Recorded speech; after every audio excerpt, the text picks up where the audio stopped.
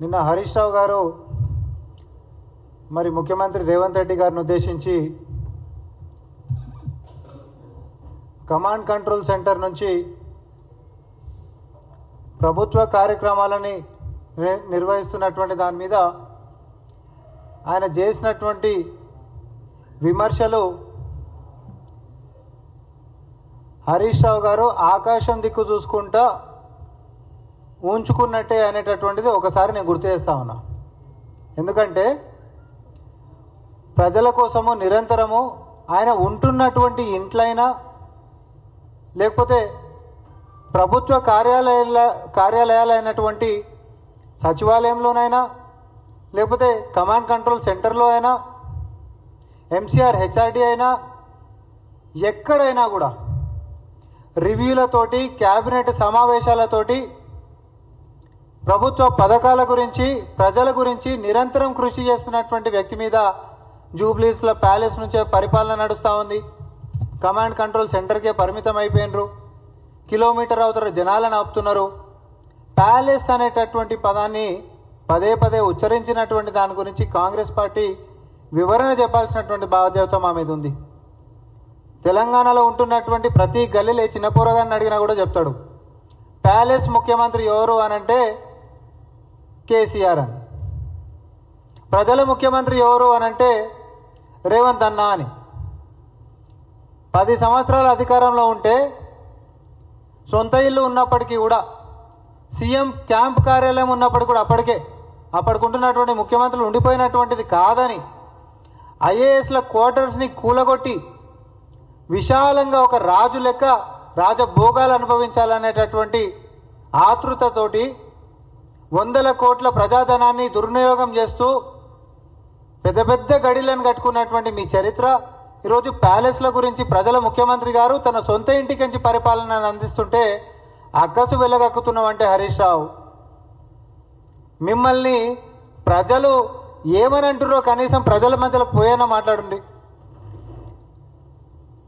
సచివాలయంకి ముఖ్యమంత్రి గారు పోతలేరని మాట్లాడతాడు. వీళ్ళు అధికారంలో ఉన్నప్పుడు ప్రభుత్వంలో ఉన్నప్పుడేమో అహంకారంతో వీళ్ళకి కళ్ళు నెత్తికెక్కినుండే, ప్రతిపక్షంలోకి వచ్చినాకనేమో అసలు కళ్ళే కనిపించకుంటాయండు. నిన్నక మొన్న ముఖ్యమంత్రి గారు ప్రెస్ మీట్ ఏడికెంచి పెట్టినండి, మొన్న ప్రెస్ మీట్ ఏడికెంచి మాట్లాడారు, సచివాలయంలోకించి కాదా? లాస్ట్ టైం అయినటువంటి క్యాబినెట్ సమావేశం ఏడికెంచి అయింది, సచివాలయంలోకించి కాదా?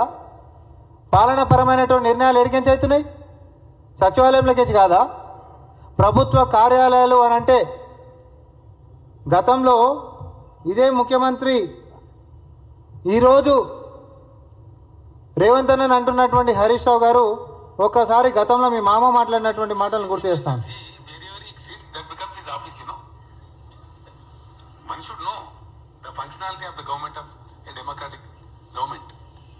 इसका कोई जरूरी नहीं है कि कहां से काम कर रहे, क्या काम कर रहे हैं उससे मतलब है जनता को, क्या काम हो रहा है उससे मतलब है, क्या होना चाहिए उससे मतलब है. प्रूव हो गया आज, उसके बाद भी फिर वही सवाल पूछे तो उसका कोई मायने नहीं.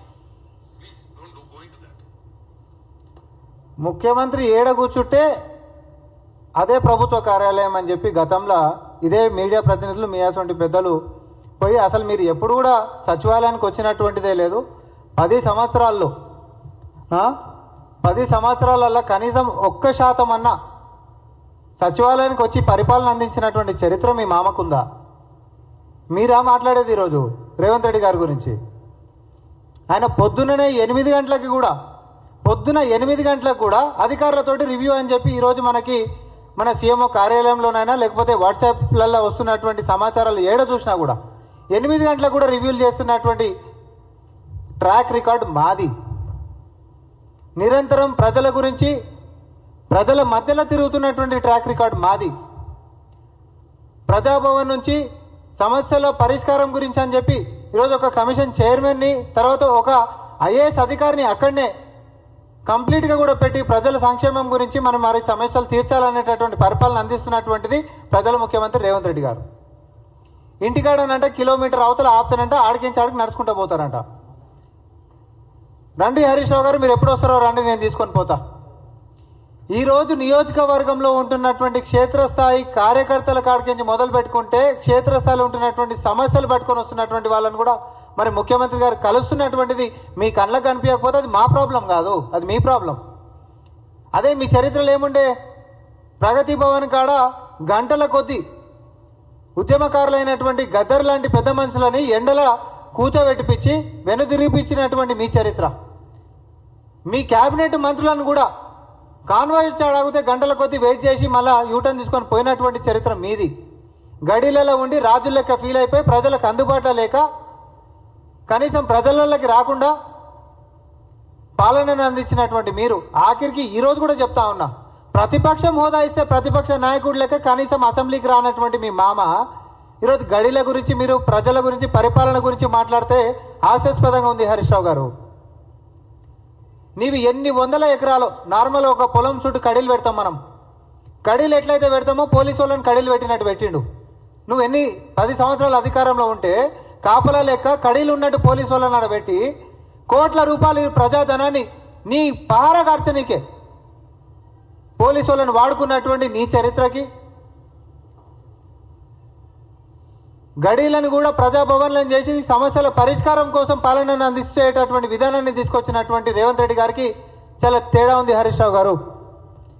అంతేకాదు, ఆయన ఫామ్ హౌస్ చుట్టూ ఊర్లలో ఎవరైనా రావాలనంటే ఇజ్రాయెల్ పాలస్తీనాల మధ్యలో ఏదో ఏమంటారు బ్యారికేడ్లు వేసేసి చెకప్లు నడుస్తాయి చూసిరా, అట్లా ప్రజలు సొంత ఊర్లలోకి రావాలనంటే బ్యారికేడ్లు వేసి చెకప్లు చేసి వాళ్ళకి ఐడి కార్డులు ఇచ్చినటువంటి చరిత్ర మీది. ఈరోజు అట్లాంటి చీకటి రోజులు గిట్ట ఏమైనా ఉన్నాయా? ప్రజాపాలనలో పారదర్శకంగా ప్రజాస్వామ్యాన్ని ఈరోజు బతికిస్తున్నటువంటి మా పాలన ప్రజల ముఖ్యమంత్రి రేవంత్ రెడ్డి గారు ఈరోజు మీరు గడీలకెంచి ఏది ప్యాలెస్ అనంట, ప్యాలెస్ ఏమైనా అధికారంలోకి వచ్చినాక కట్టినాడండి ఆయన ఏమన్నా? ఆయన ప్రతిపక్షంలో ఉన్నప్పటి నుంచి ఉంటున్నటువంటి ఆయన ఇంటిని ఈరోజు ఆ సమయం కూడా ఎందుకు వృధా చేయాలని చెప్పి పొద్దున 8 గంటలకు కూడా రివ్యూలు తీసుకునేటటువంటి దానికి మళ్ళీ ఈడికెంచి ఇంకొకడికి పోతే వ్యవస్థ మొత్తం కూడా ఎందుకు మనం వృధా చేయాలి? సమయం అనేటటువంటి అధికారులు ఈడికి వచ్చేసేసి అందరం ప్రజల గురించి మనము సమయం వేస్ట్ చేయకోకుండా వాళ్ళకు ఉపయోగపడాలనేటటువంటి ఉద్దేశంతో ముఖ్యమంత్రి గారు ముందుకు పోతా ఉన్నారు. కడుపుల మంట, కడుపులో కత్తులు పెట్టుకొని మాట్లాడుతున్నటువంటి మీ యొక్క తీరు ప్రజలు చూస్తూ ఉన్నారు. ఇట్లాంటి చిల్లర మల్లర విమర్శలు మీరు బంద్ చేసుకోవాల్సిందిగా, ప్యాలెస్ ముఖ్యమంత్రి లెక్క చేసినటువంటి మీ మామ కేసీఆర్ గారిని ఫస్ట్ అయితే ఈరోజు ఫామ్ హౌస్లోకించి బయటికి తీసుకొని వచ్చి అసెంబ్లీకి వచ్చేటటువంటి బాధ్యతని హరీష్ రావు గారు తీసుకోవాల్సిందిగా, అంతేకాదు అధికారంలో లేనప్పుడు ఏం లేనటువంటి మీరు ఈరోజు కుటుంబంలో ఒక్కొక్కరు ప్యాలెస్ల కంటే పెద్దగా కట్టుకున్నటువంటి మీ కోటలు సాక్షిగా విమర్శలు బంద్ చేసి ప్రజల గురించి వారి సమస్యల మీద కొట్లాడాల్సిందిగా కాంగ్రెస్ పార్టీ నుంచి విజ్ఞప్తి చేస్తా ఉన్నాం. అంతే తప్ప చిల్లరగా దయచేసి తెలంగాణలో గాలి మాటలు మాట్లాడుకుంటా జస్ట్ ఏదో గాలి ఆరోపణలు చేసుకుంటా ముఖ్యమంత్రి గారిని కక్కాలి కాబట్టి ఏదో టనాలి కాబట్టి దయచేసి వైఖరిని బంద్ చేయాల్సిందిగా మేము కోరుకుంటా ఉన్నాం.